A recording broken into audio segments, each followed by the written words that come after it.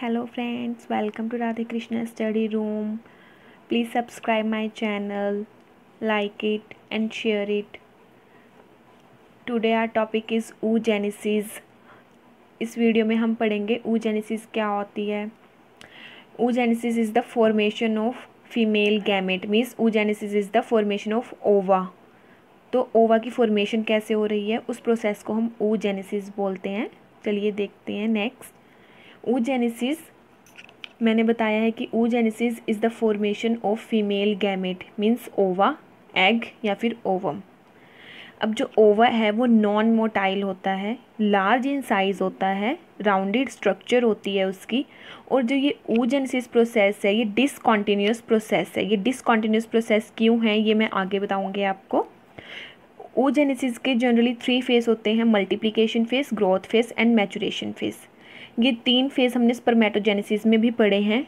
ये 3 phase oogenesis में भी सेम ही हैं. मल्टीप्लिकेशन में कुछ मल्टीप्लाई हो रहा है, ग्रोथ में ग्रोथ होगी, मैचुरेशन में वो मैच्योर होगा.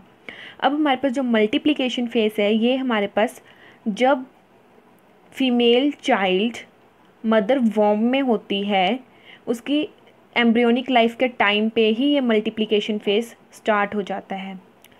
और फिर मल्टीप्लिकेशन फेज़ रुक जाता है एक सर्टेन स्टेज पे. वो मैं आगे बताऊंगी किस स्टेज पे वो फेज़ रुकता है. और फिर उसके बाद ग्रोथ फेज़ और मैचुरेशन फेज़ बाद में स्टार्ट होता है जब वो अपनी प्यूबर्टी को अटेन कर लेती है.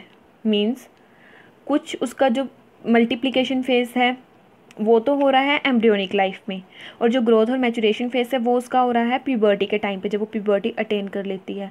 बट जब तक वो प्यूबर्टी अटेन नहीं करती और आफ्टर बर्थ इतना बड़ा जो पीरियड है वो उस प्रोसेस में कुछ भी नहीं होता. तो ये एक तरह से पोज हो गई है वो प्रोसेस कि पहले before birth and then puberty के टाइम पे.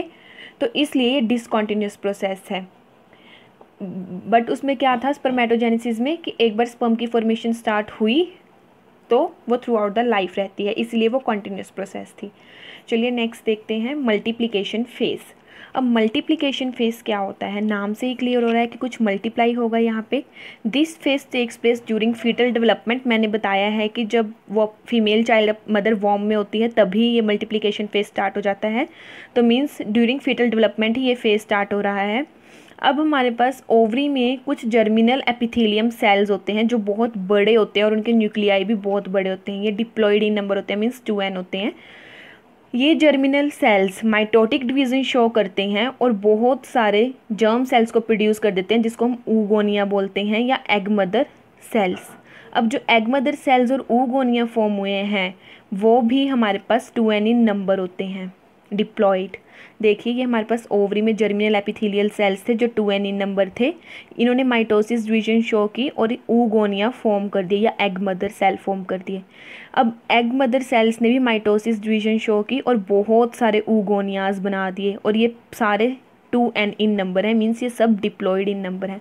अब ये जो ऊगोनिया इसने बनाए हैं इसमें से एक ऊगोनिया बड़ा होगा और हमारे पास प्राइमरी oocyte बना देगा. और वो प्राइमरी oocyte जो बनेगा वही आगे जाके फ्यूचर ओवम बनने वाला है. और मैंने बोला था अभी कि जो मल्टीप्लिकेशन फेज़ है वो रुक जाता है एंड देन प्यूबर्टी के टाइम पे ही वो दोबारा से स्टार्ट होता है. तो वो कौन सी स्टेज है जब मल्टीप्लिकेशन फेज़ रुक जाता है, वो फेज़ है प्राइमरी oocyte. प्राइमरी oocyte है वो अपने डिप्लोटिन स्टेज में अरेस्टेड हो जाता है, मीन्स वो स्टॉप हो जाती है वो प्रोसेस वहाँ पे. देखिए later one oogonia changes into primary oocyte. मैंने बताया कि एक ऊगोनिया आएगा प्राइमरी oocyte में चेंज हो जाएगा. It is the future ovum, वो फ्यूचर ओवम है. अब ये फ्यूचर ओवम तो है बट अब इतने टाइम तक इसको जिंदा रखने के लिए कुछ तो चाहिए न्यूट्रिशन. तो वो न्यूट्रिशन कहाँ से आ रहा है, फॉलिकल्स प्रेजेंट होते हैं ओवरी में जो इसको न्यूट्रिशन देंगे. अब हमारे पास प्राइमरी oocyte को वो फॉलिकल्स सराउंड कर लेंगे. पहले प्राइमरी फॉलिकल्स सराउंड करेंगे, बाद में जब ये फॉलिकल्स डीजनरेट हो जाएंगे तो सेकेंडरी फॉलिकल्स सराउंड कर लेंगे उसको. जब सेकेंडरी फॉलिकल्स भी डीजनरेट हो जाएंगे तो वो टर्शरी फॉलिकल्स उसको सराउंड कर लेंगे. एट लास्ट मैच्योर फॉलिकल्स को हम ग्राफियन फॉलिकल्स बोल देते हैं. बट सेकेंडरी और टर्शरी फॉलिकल में क्या डिफरेंस है, टर्शरी फॉलिकल में हमारे पास एक फ्लूइड फिल्ड कैविटी होती है एंट्रम. ये मैं आगे आपको दिखाऊंगी. एंट्रम कैविटी होती है। Primary oocyte arrested under diplotene stage of meiosis 1 till puberty, means primary oocyte arrested हो जाता है under diplotene stage of meiosis 1 till puberty. This is the first resting period. तो ये फर्स्ट रेस्टिंग पीरियड हो गया है इसका।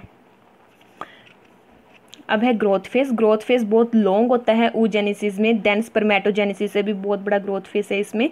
और ग्रोथ फेज में जो प्राइमरी oocyte का साइज़ है वो बहुत ज़्यादा हो जाता है, उसके अंदर बहुत सारा DNA, एंजाइम्स, RNA, साइटोप्लाज्म बहुत सारा हो जाता है। अब है last is the maturation phase. Maturation phase क्या होता है, एक बार हम थ्योरी पढ़ लेते हैं, देन मैं ओवरऑल स्टार्टिंग से आपको इस डायग्राम के थ्रू बताऊँगी सारे फेज तीनों। तो फर्स्ट हम मैचुरेशन फेज की थ्योरी पढ़ते हैं कि हमारे पास अब मैचुरेशन फेज हमारे पास कब होना है, जब फीमेल ने अपनी प्यूबर्टी को अटेन कर लिया है। अब जो प्राइमरी oocyte है वो मियोसिस शो करेगा, मियोटिक डिवीज़न, और 2 डॉटर सेल्स बनाएगा। अब यहाँ पे जो ये 2 डॉटर सेल्स बन रही है ये अनइक्वल डिवीज़न है, एक छोटा सेल बनेगा, एक बड़ा सेल बनेगा। जो छोटा सेल बनेगा, ये देखिए ये हमारे पास प्राइमरी oocyte है, ये मियोसिस 1 इसने शो की, और ये 2 सेल्स बन गए, एक छोटा सेल और एक बड़ा सेल। छोटे सेल को बोल दिया पोलर बॉडी, और जो बड़ा सेल है उसको बोल दिया सेकेंडरी oocyte। अब जो ये छोटा सेल है ये डाई हो जाता है बिकॉज इसमें बहुत कम साइटोप्लाज्म है इसीलिए। और ये सेकेंडरी oocyte है जो, ये हमारे पास सेकेंड मियोटिक डिवीज़न तभी शो करेगा अगर यहाँ पे स्पर्म एंटर करता है। अगर यहाँ पे स्पर्म एंटर नहीं करता तो वो सेकेंडरी मियोटिक डिवीज़न शो नहीं करेगा, वो ओव्यूलेट हो जाएगा ग्राफियन फॉलिकल से। कैसे, देखिए हम स्टार्टिंग से एक बार इस फेस को पढ़ते हैं, तीनों फेसिस को। देखिए ये फर्स्ट फेस था oogonium, जो हमारे पास जर्मिनल एपिथेलियम से बने थे, ओवरीज में प्रेजेंट था oogoनियम। oogoनियम डिप्लॉयड इन नंबर था, माइटोसिस हुई, बहुत सारे यहाँ पे oogoनियम बने, और फिर उसके बाद हमारे पास प्राइमरी oocyte में एक oogoनियम कन्वर्ट हो गया। अब ये प्राइमरी oocyte अरेस्टेड हो गया इन प्रोफेस 1, मीन्स ये प्रोसेस यहाँ पे स्टॉप हो गई है, ये हमारी पूरी एम्ब्रियोनिक लाइफ की प्रोसेस है। अब इस प्राइमरी oocyte ने हमारे पास ये आया जब प्यूबर्टी फीमेल ने अटेन कर ली 2n इन नंबर। अब इस प्राइमरी oocyte को नरिशमेंट देने के लिए तो कुछ चाहिए ना जिंदा रखने के लिए, तो वो क्या होगा, यहाँ पे ये प्राइमरी फॉलिकल है, ये भी प्राइमरी फॉलिकल है, ये भी, ये सब इसको आके सराउंड कर लेंगे, देन सेकेंडरी फॉलिकल आके इसको सराउंड कर लेंगे, एंड देन टर्शरी। अब ये जो मैंने बोली थी एंट्रम एक कैविटी है, वो ये कैविटी है बीच में, ये जो कैविटी है ये एंट्रम है, एंड देन ये हमारे पास टर्शरी फॉलिकल है, और ये ग्राफियन फॉलिकल है। ग्राफियन फॉलिकल से ये ओव्यूलेशन हो रहा है सेकेंडरी oocyte का। कैसे, ये प्राइमरी oocyte था, मियोसिस 1 हुई, 2 सेल्स बन गए, एक छोटा एक बड़ा, छोटे वाले को पोलर बॉडी बोल दिया, बड़े वाले को सेकेंडरी oocyte। सेकेंडरी oocyte में अगर स्पर्म एंटर नहीं किया तो हमारे पास ये ओव्यूलेट हो गया ये ग्राफियन फॉलिकल से, और ग्राफियन फॉलिकल लास्ट में कॉर्पस ल्यूटियम में कन्वर्ट हो गया। और अगर यहाँ पे स्पर्म एंटर कर गया तो हमारे पास क्या हुआ, मियोसिस 2 डिवीज़न शो की सेकेंडरी oocyte ने, और लास्ट में हमारे पास सेकंड पोलर बॉडी बनी और एक बड़ा ओवम बन गया, ऊटेड बन गया, फीमेल गैमेट बन गया। इस वीडियो में आपको जो कुछ समझ नहीं आया है आप मुझे कमेंट बॉक्स में पूछ सकते हैं। नेक्स्ट वीडियो में अब हम पढ़ेंगे स्ट्रक्चर ऑफ स्पर्म, स्पर्म की स्ट्रक्चर के बारे में। Thank you.